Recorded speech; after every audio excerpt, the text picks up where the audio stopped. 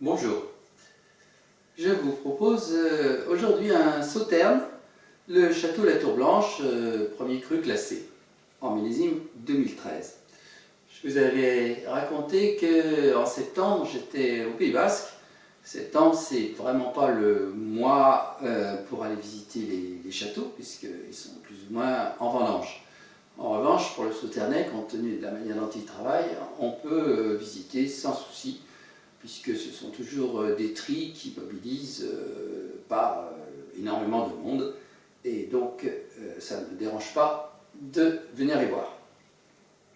Alors, Château La Tour Blanche, on est sur la commune de Beaume, pas très loin finalement de Raymond-Lafon.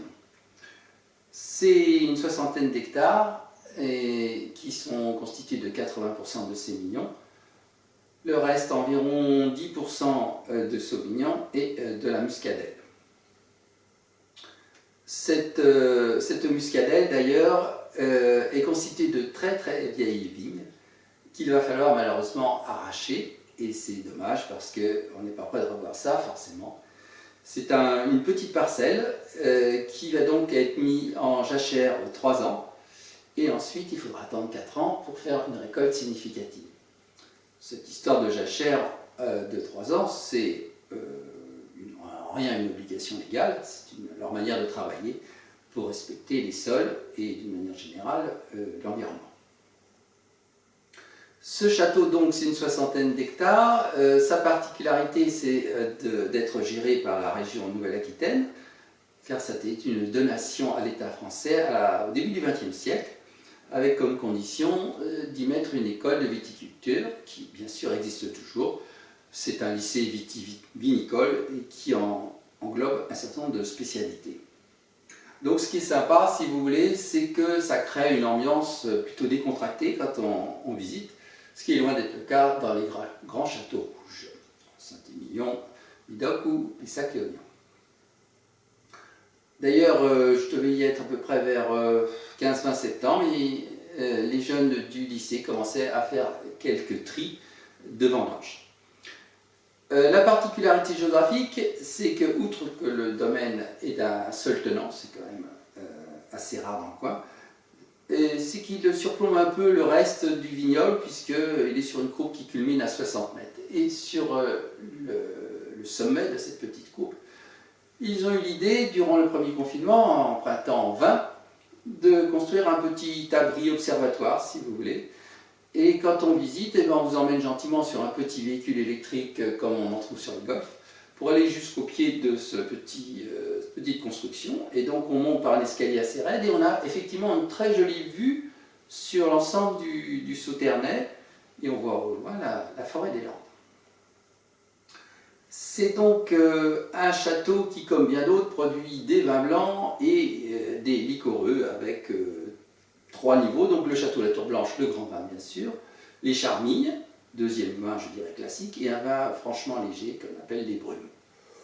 Je ne suis pas convaincu par les 2 derniers, même les charmilles, j'ai déjà goûté en 2 millésimes, je le trouve trop léger à mon goût.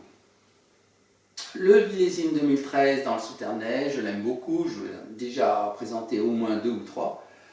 Le botrytis a été tardif, mais le résultat était excellent, avec à la clé des rendements très faibles. D'ailleurs, cette année-là, ils ont fait une dizaine d'hecto-hectares, ce qui n'est pas grand-chose, en vous rappelant qu'un grand rouge, eh ben lui, tout de suite, c'est une quarantaine d'hecto-hectares.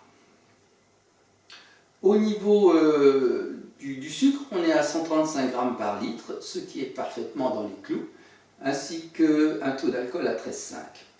Les clous, ça veut dire quoi? Ça correspond, si vous voulez, au goût actuel, hein. Il pourrait faire différemment, mais aujourd'hui, c'est à peu près ce qu'apprécient les amateurs. Effectivement, les sauternes se sont allégés en sucre par rapport à une époque. Ça, c'est facile à objectiver, puisqu'on a conservé, bien sûr, les analyses anciennes. Le vin doit être très proche de son apogée.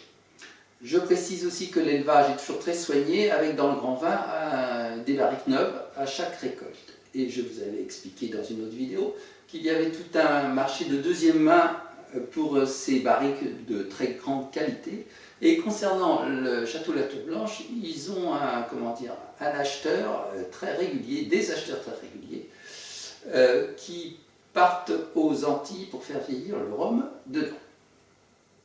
Ils mettent d'ailleurs en concurrence plusieurs tonneliers, pas tant pour des raisons économiques si vous voulez, mais que pour tester un petit peu les différents types de bois et de voir un peu le résultat. En 2013, c'était 80% de sémillon, 10% de sauvignon et 10% de muscadelle, ce qui est un pourcentage quand même assez élevé pour la région. Le cépage muscadelle est assez rare à Bordeaux, non seulement dans le Sauternais, mais peut-être encore plus en blanc sec.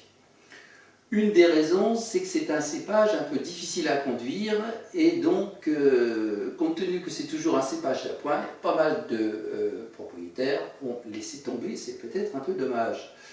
Je me souviens d'ailleurs à Sauternes d'un petit château qui s'appelle Château des Arieux, et à l'époque où j'y allais, il y a bien longtemps, le propriétaire était un fan de muscadelle et il en avait un pourcentage assez important pour son Sauternes. Nous allons donc goûter ce château La Tour Blanche en 2013.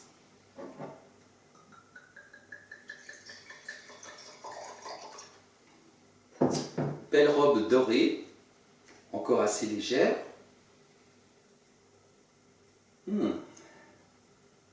Et intense. D'abricot, écorce d'orange, des notes de rhum d'ailleurs. Et comme me faisait remarquer la personne qui m'a reçu, des notes de safran, auxquelles je ne pensais pas, mais c'est vrai qu'on les retrouve assez souvent dans le Sauternais. Et peut-être moins à Barsac où les arômes sont plus fleuris. Quel joli nez.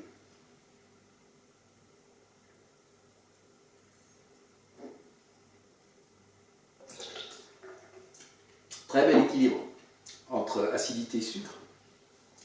C'est fin, c'est très agréable. Alors, il est classé premier cru classé. Bon, il n'est peut-être pas dans les plus cotés des premiers crus classés, mais il mérite entièrement quand même son classement. Il me fait assez penser à Raymond Lafon. C'est très intéressant d'ailleurs de les confronter en aveugle. C'est à peu près du même niveau. Peut-être en 2013, Raymond Lafon a été peut-être encore un petit peu plus riche en liqueurs, mais ça, ce sont un petit peu le résultat des tris. Alors, je voulais quand même vous expliquer pourquoi, dans les grands millésimes, on est toujours à peu près à 130-140 grammes par litre et un alcool à peu près pareil. En fait, si vous voulez, quand les tris sont vraiment très riches, si on se tient à ces tris, d'une part, le rendement est extrêmement bas, mais on va avoir des taux de sucre excessifs pour le goût du consommateur aujourd'hui. Donc, si vous voulez, dans le mou, on va ajouter après des baies surmûries, mais pas botrytisées. Donc, ils produisent plus de jus et moins sucrés. Donc, en fait, ils font un peu une pierre deux coups. Ils nous font des sauternes qui nous plaisent, et puis les rendements sont plus élevés. Mais ce n'est pas une critique, parce que je crois que plus personne, et même moi, n'aimerait regoûter les sauternes qu'ils étaient il y a 30 ans. Voilà, à bientôt.